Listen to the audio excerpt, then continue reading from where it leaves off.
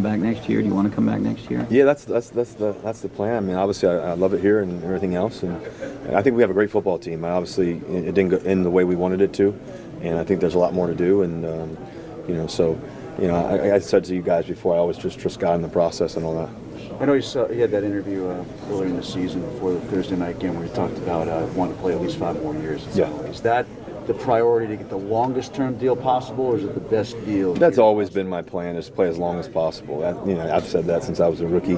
That's always been my kind of thought process. I feel great physically, mentally, emotionally. If you want to play 20 plus years, you got to love it. And I love the process.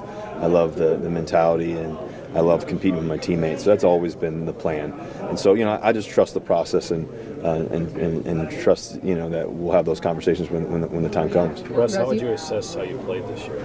I thought I played well. I thought that there's moments I wish I played a little bit better. I feel like I had 2 kind of plays that I wish I had back, to be honest with you.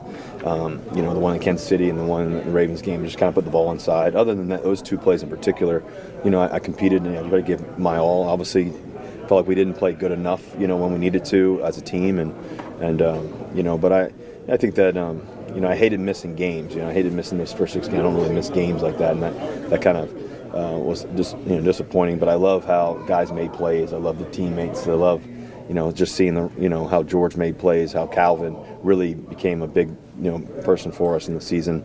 I thought guys like Pat and all that, and I thought just from a leadership standpoint, I gave my all every day, and I think that's the best thing you can always try to give. Russ, you've been on playoff winning teams, Super Bowl winning teams. Mm-hmm. What is this team missing? I think missing is the wrong word. I just think that we got to recalibrate and get sharper on a couple things here and there, and continue to grow, continue to evolve.